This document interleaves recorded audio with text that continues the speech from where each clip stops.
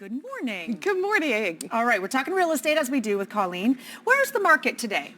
So, there's a lot of fear mongering out there. And when you hear about all the data that is coming out, it's the fact that they're talking about Canada-wide, right? And so in Ottawa, we have always been a very stable market. So where we're seeing now is the market correction is done, and so we are back into a traditional market where you put your house on the market, probably should sell within 3 weeks, and we are finding that it's now more of a traditional market. And so there is a lot of fear going on in the market right now. Yet Fear among buyers or sellers or? both, right? So we need to have that kind of mindset correction into where we are going next. So the market is still very active.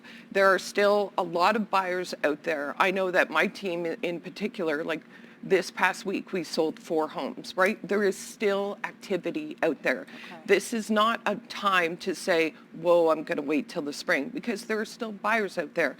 There are still sellers out there. There are people who want to buy your home. So what's the mindset we should be then if we need to go into a mindset correction? So the mindset correction, great question, is the fact that let's go back to before COVID. Let's go back to the traditional market where we put our house on the market, we price it right, and we put it out there with a great marketing activity, and then we look at an offer that comes in, etc. So it's about having buyers understand that they can shop the market, even though inventory is a little bit higher than what you and I have talked about in the past. There's still not enough inventory. And as well, for sellers, we need to have a discussion with them in the fact that we are past the multiple offers, even though we are seeing some multiple offers if you price well, Yeah. if you have a great product, if you have a great house, if it shows well, and you have well maintained it, you may see multiple offers. My team alone just experienced a multiple offer last night. So it does happen. We are not seeing, I think what is unfortunate is that sometimes we hear the Chicken Little, the sky is falling, the sky is falling. It's not in Ottawa. What is the average house selling for nowadays? It feels like it's changed quite a bit over the year and over COVID in particular. Where are things at right now? So the average home is still over $700,000, and yet if you think about it, people are like, well, that dropped from you and I when we talked about it, it almost hit 8, and so yes, that is a drop. We are seeing about a 40% drop in average prices. Yet, if you think about it, it's still a lot higher than last year, okay, right? So we've had our market correction. We are now at a stable market, and so it allows people to breathe and allow them to shop and or list at a comfort level rather than a high pace level. Or expectations. Now that we've seen a market correction in Ottawa, what should a seller's expectations be if they want to list their home right now? So, great question, because I think that's the biggest hiccup in the market right now. So sellers have been very lucky and very enamored with the market that we've had over the last little while. So they're still kind of in that honeymoon stage, okay, right? And so now we need to have sellers understand that we are back to a traditional market. It is not a bad market, it's just a traditional market. And so a lot of sellers are going into the market with a higher expectation than that is reasonable. Because is that because of what happened the last couple of years? Yes. Yeah. So the fact is that now that sellers need to say, okay, what really is my home worth?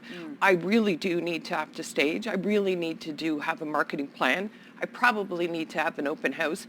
And also I need to have the expectation that you may or may not, because we are still seeing multiple offers, yet you may not. And we need to look at offers as they come in properly. And so overpricing your home is not necessarily just because of what we just went through. Yeah. Doesn't mean that we can do it again. Is the seller always going to take the highest offer? And should they? Not necessarily. So as I mentioned, we definitely see multiple offers still. It is less than the last few times that you and I have spoken. Yet, if you look at two offers, right, when we look at the highest offer, and first and foremost, usually, and for any of our viewers who are currently selling their home, usually the first offer is the best offer, okay? And so yet, if you go into multiple offers, then let's have a look at it. What we are seeing now is the fact that we are seeing more first refusals. What a first refusal is the fact that the house is based on them selling their home. And so you may have a firm offer that's 20,000 less, and you have a conditional offer that's 20,000 more, Yeah. but it's conditional on them selling their home. Right. What are they selling? Are they selling a beautiful end-unit townhome? And as the seller, do you get to know that? You should. You should? Oh, You should. okay. You absolutely should. To see how fast in your expectations or your realtor's expectations their house will sell, because then that can Absolutely. depend on whether or not you want to take their offer. Right. And also know about their financing, know about if they have an inspection clause, right? There's a lot more, as well as even closing date. Yeah. Sellers don't consider the fact of the closing date, and the fact that closing date being the day that you close on the house, that you can move on to your next path. So there's a lot more than just price that should be considered when you are a seller. Okay. Can I save money selling my own home? Is that possible? Not necessarily, right? I understand why some people, under their certain circumstance, everyone has their own circumstance, and they may feel that I can save, a certain amount of percent, maybe it's 2.5% on selling my own home. Yet, I have to ask you, do you want to sell your home under what I call Walmart conditions, where you come underrepresented? You have no one protecting your interests. Just because a lawyer can write your documents, that's great. Yet, do you have someone who knows how to negotiate for you? Do you know how to negotiate with another agent? Because I can pretty much guarantee that whether you work with myself or any of our colleagues, is the fact that they will get you more money than you can get for yourself. On your own. Expectations for buyers now. And a lot of people think, well, I'll just do it on my own. Like, it's just, I have the time. I mean, everything's on the internet now, so you don't, you can, on your lunch break, surf the internet, look for homes. Is it that easy, or is there still a good reason to have a team behind you? There definitely is. So a lot of people are just like, I'm just going to go on Realtor.ca, look on my own. I don't want to bother anyone, right? Yet they are not getting all the information that they need, right? And trust me, for any of the viewers out there, you are not bugging your realtor. If you feel that you are, then get a new realtor, right? You are never bugging us, because I know for all the clients that I have, the houses that they're inquiring about are probably homes that I want to see anyway, or should see, because someone's going to ask me about, hey, Colleen, did you see 123 Main Street? Oh, yeah, well, the pictures looked really great, but the house actually, I don't know, had really bad flooring, or had a horrible view at the backyard that they didn't show. Sure. Whatever it is, right? It looked bigger in the pictures. So the one thing as well is that when you're looking online, you are probably behind the market, maybe a day or two. And as we mentioned In terms of what's being put out there for sale? absolutely. Yeah.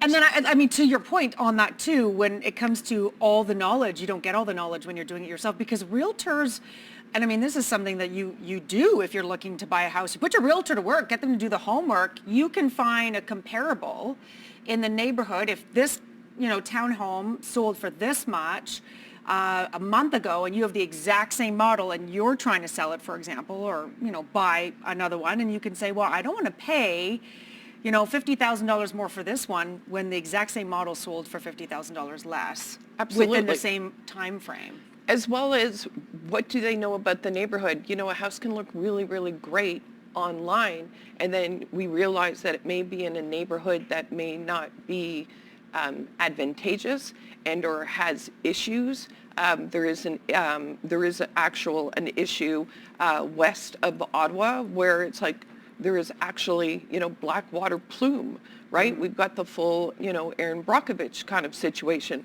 They've got great homes. I love their homes, yet you still have the plume. So there are several things that you have to think about when you are buying, and it's not just about the price or the pretty pictures. So, use a realtor, because when you're buying, why not? It's free. Should you use a realtor that specifically sells in that area? I know there's this one neighborhood near me where every time I drive through it, I see the same realtor's, posts, and I thought, wow, he has sold a lot of like he sells all the houses. And I found out that he's really well known in that area, and he sells houses. So I thought, okay, so he must be really knowledgeable about the homes here. And so, word travels. And does that benefit you if you use a realtor who specifically knows Orleans, for example?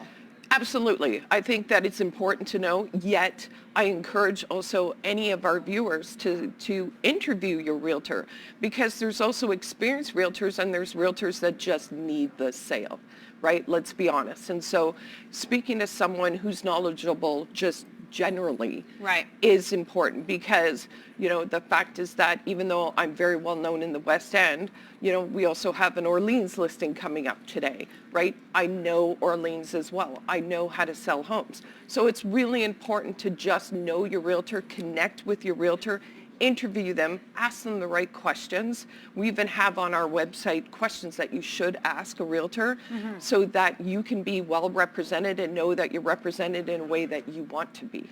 All right. Colleen Lyle from Trinity Stone Realty, if you'd like to give her a call. Thank you so much, Colleen. There's all their information.